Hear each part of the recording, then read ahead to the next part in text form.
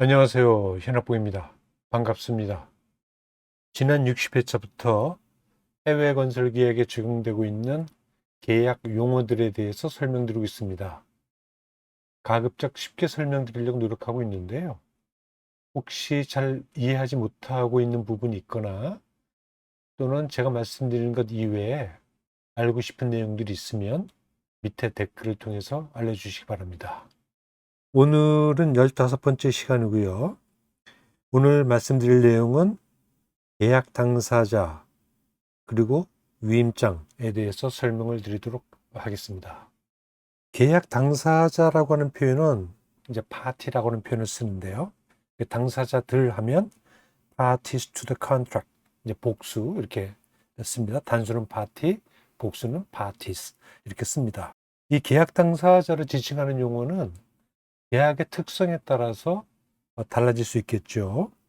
구매 계약 같은 경우에는 seller, buyer, 파는 사람, 사는 사람 이런 식의 표현을 쓸 수도 있고, 또는 purchaser, 구매하는 사람, supplier, 공급하는 사람, 또 보험계약 같은 경우는 insurer, insured 이렇게 쓸 수도 있겠고요. 컨설팅 계약 같은 경우는 뭐 owner, consultant 이런 식으로 쓸 수 있겠고, 피디 계약 조건, 시공 계약인 경우에는 employer, contractor 또는 subcontractor 뭐 이런 식의 용어들이 등장할 수 있습니다. 그러니까 인플로이어와 컨트랙터는 원청계약인 경우에는 이렇게 되겠고요. 그 다음에 컨트랙터와 서브컨트랙터는 이제 하청계약인 경우에는 이런 식의 용어를 쓸 수도 있다라고 하는 거. 그 다음에 설계계약 같은 경우에는 뭐 오너 대신에 인플로이어라고 써도 되고요. 디자이너라고 쓸 수도 있겠고, 그 다음에 금융계약 같은 경우에는 렌더 또는 발로워 이렇게 쓸 수도 있을 겁니다.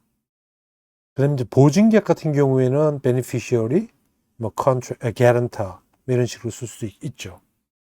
그러니까 이 계약의 특성에 따라서 계약의 당사자는 각각 다른 용어들이 사용될 수 있습니다. 그러니까 이건 여러분들이 정의해서 쓰면 되는 거다. 꼭 어떤 특정 용어가 발주자를 지칭해야 되고, 어떤 특정 용어가 시공자 또는 계약 상대방을 지칭하는 용어가 될 필요는 없다. 계약에 따라서 여러분들이 정의했으면 됩니다. 우리 이제 건설 계약을 다루니까, 우리 건설은 이제 원천 계약인 경우에 발주자를 표현하는 용어들 꼭 이렇게 될 필요는 없어요. 하지만 통상적으로 이런 용어들을 쓰고 있다. 발주자를 지칭하는 용어로 employer, 시공자를 이제 고용한다라고 하는 의미가 되겠죠. 그래서 그런 의미에서 이제 employer라고 하는 용어를 쓰고요. 이건 이제 피디 같은 경우, 피디 계약 조건인 경우에는 employee라고 하는 용어를 씁니다. 그런데 다른 계약, 미국 계약 같은 경우는 이제 오너라고 하는 표현을 쓰는 경우들도 발견되고 있고요. 뭐 대표적으로 미국 건축가협회 AIA가 만든 계약 조건에는 발주자를 오너라고 하는 용어를 사용하고 있습니다. 그다음에 중동에 있는 발주자들은 그 컴퍼니라고 하는 용어로 발주자를 표현하고 있기도 합니다. 또는 뭐 기타 다른 계약들에서는 뭐 first party라고 표현을 쓸 수도 있고요. 아니면 아예 그 발주자의 조직의 이름을 써서 발주자를 표현하는 경우 있을 수 있습니다. 그러니까 너무 이 계약에 표현된 정의된 용어에 국한하지 마시고 여러 가지 용어들로 표현될 수 있다. 이 정도 이렇게 이해를 하시면 되겠습니다. 다만 어떤 특정 계약에 어떤 특정 용어가 사용되었다면, 예를 들면 피딕 같은 경우에는 인플로이어를 발주자로 표현하고 있거든요. 그런데 그 피디 계약 조건 쓰는데 오너라고 표현한다거나 뭐 컴퍼니라고 표현한다거나 다른 용어로 표현하게 되면 그런 올바른 표현 방식이 아니죠. 왜냐하면 계약은 합의잖아요. 근데 합의에 의해서 발주자를 인플로이어라고 표현하자라고 정한 거예요. 그렇게 되면 발주자를 올바르게 표현하려고 그러면 정의된 용어, 그러니까 피디 같은 경우에는 employer 이렇게 표현해 주는 것이 올바른 표현 방법이다라고 하는 것. 그러면 시공자 같은 경우에는 시공자는 뭐 특별한 다른 용어들이 사용되지 않고 있어요. 이제 컨트랙터라고 하는 용어로 대부분의 계약에서 통용하고 있고, 뭐 이거 안 쓰는 경우에는 뭐 그 발주자를 first party라고 한 경우에 second party라고 표현할 수도 있고요. 그리고 발주자가 자기 조직의 이름을 그대로 사용한 것처럼 시공자도 시공자 회사 이름을 그대로 사용해서 표현하는 것도 가능합니다. 그러니까 다시 말씀드리지만 어떤 특정 용어에 구속받을 필요는 없다.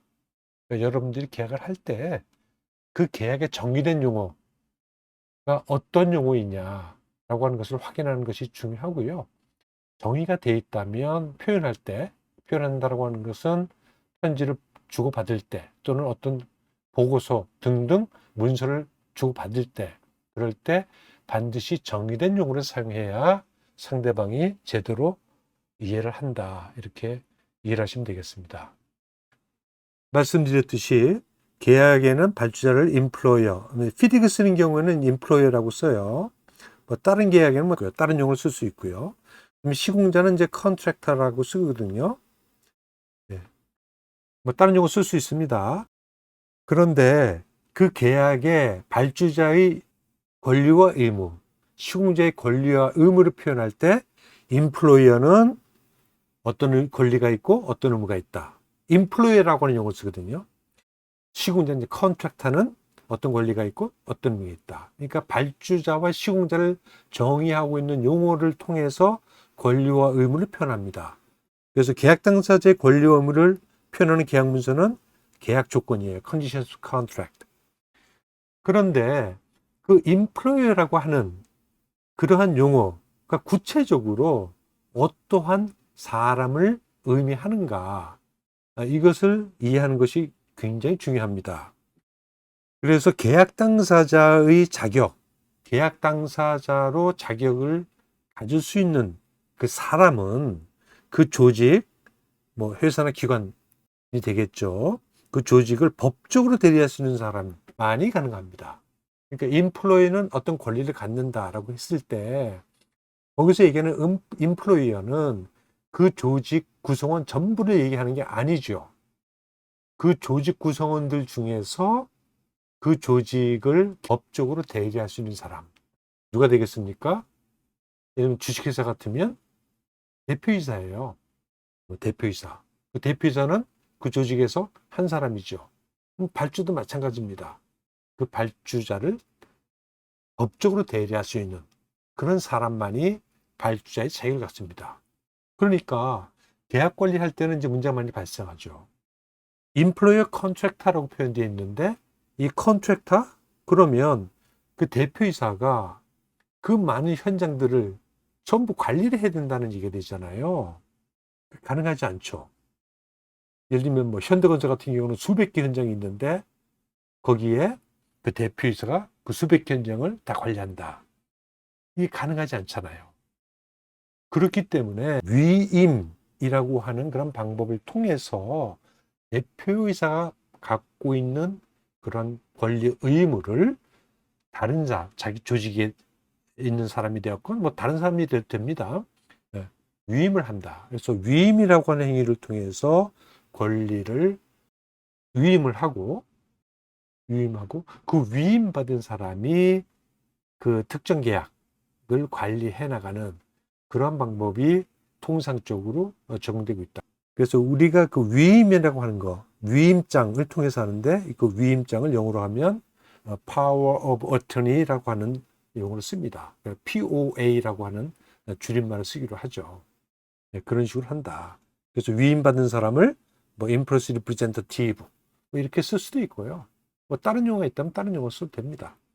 그 다음에 시공자로부터 위임을 받은 사람을 Contractors Representative. 이 두 용어는 이제 FIDIC 계약 조건에서 사용하고 있는 용어고요. 뭐 흔히 현장 소장이라고도 얘기를 하죠. 그래서 그것이 어떤 용어가 사용됐건 위임받은 사람이 이제 계약 권리를 하는 그런 방법을 적용하고 있습니다. 그런데 이것도 계약에 이제 정의가 되어야겠죠. Impress Representative라고 정의가 되어 있으면 다른 용어를 사용하는 것은 올바른 표현이 아니다. 이런 FIDIC 계약 조건에는 Contractors Representative라고 표현되어 있는데 프로젝트 매니저 이런 용어를 쓰는 것은 올바른 표현법이 아니다라고 하는 거죠. 그러니까 항상 계약은 정의된 대로, 계약은 정의된 대로 해석을 해야 되는 겁니다. 그렇기 때문에 어떤 특정한 용어가 정의가 돼 있다라고 하면 의사소통을 할 때도 그 정의된 용어를 사용해서 하는 것이 올바른 방법이다. 이렇게 이해를 하시면 되겠습니다. 지금 여러분들이 보고 있는 이 양식은 PD 계약 조건에 포함된 양식입니다. 이제 계약서 양식이죠. 계약서. 도급계약서. 한 장 또는 두 장짜리. 그러니까 발주자와 시공자가 서로 서명을 해서 계약을 확정시키는 그런 문서를 우리가 계약서 또는 뭐 우리나라 국가계약법에는 도급계약서 이렇게 표현하고 있습니다. 근데 여기서 주의해야 될 게 뭐냐면 그 주소지를 표현할 때 발주자나 시공자의 주소지를 표현할 때 그 주소지가 표현된 주소지가 올바른지를 확인하셔야 돼요. 그 법적 주소지가 들어가야 된다는 거죠. 그렇지 않게 되면 문제가 발생할 수 있다고 합니다. 그래서 주소를 적을 때 법적 주소지가 그 조직 이게 법적 주소지가 적혀질 수 있게끔 이렇게 해야 된다라고 하는 거고, 두 번째는 이 도급계약서를 서명하는 사람들이 누가 돼야 되는 거냐. 그 아까 말씀드렸지만 시공자는 시공자의 대리, 법적으로 시공자를 법적 대리할 수 있는 사람이 서명해야 되잖아요.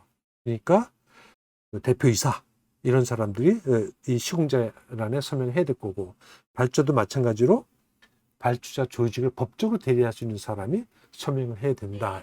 이것을 이해를 하셔야 된다라고 하는 겁니다. 그렇지 않으면 조금 아까 설명드렸듯이 권한을 위임받은 사람, 그 사람이 들어올 수도 있는 거죠. 그렇게 되는 경우에는 그 위임장이 사전에 타방 당사자에게 전달돼 있어야 되는 이제 그런 경우가 되겠습니다. 어쨌든 계약 서명자가 법적으로 서명할 수 있는 사람인지 아닌지 그것을 확인하는 것이 중요하다. 이게 간단한 것 같아 보여도요. 이게 잘못되었고 사기를 당하는 사람들이 종종 있습니다.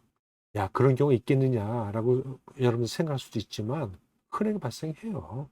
그러니까 예를 들면 발주자의 법적 대리인이 나오는 게 아니고 발주자의 뭐 본부장, 뭐 아니면 발주자의 뭐 부장, 뭐 이런 사람들이 나온다거나 권한을 위임받지 않으면 그런 사람도 나올 수 없는 겁니다.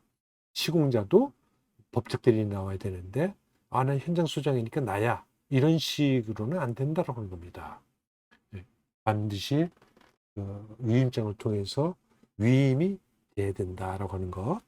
이 두 부분은 반드시 확인해야 된다. 법적 주소지가 제대로 되어 있는 건지, 그 다음에 서명하는 사람들이 법적으로 권한을 갖고 있는 사람인지 이건 반드시 확인해야 된다. 그 다음에 계약을 양도할 수 있도록 되어 있으면 안 돼요. 예를 들면 현대건설을 시공자로 지명을 해가지고 계약을 했는데 현대건설이 갑자기 나 이거를 뭐 다른 회사에게 이거 양도했어. 이렇게 되면 큰일 나잖아요. 발주도 마찬가지입니다. 어떤 특정 발주자를 신뢰하고 계약을 했는데 그 발주자가 다른 조직이나 사람에게 그걸 양도를 하게 되면 이건 굉장히 큰 문제가 발생합니다. 다만 양 당사자가 합의한 경우에는 뭐 합의니까 계약이라고 하는 것은 합의니까 합의하면 가능해요. 그러니까 타방 당사자의 동의 없는 그런 양도는 안 되게끔 계약에 써져 있어야 된다라고 하는 것. 그러니까 반드시 그 양도 관련된 규정을 확인하는 것도 필요하다. 이렇게 말씀드릴 수 있겠습니다. 네, 오늘은 여기까지 하겠습니다. 감사합니다.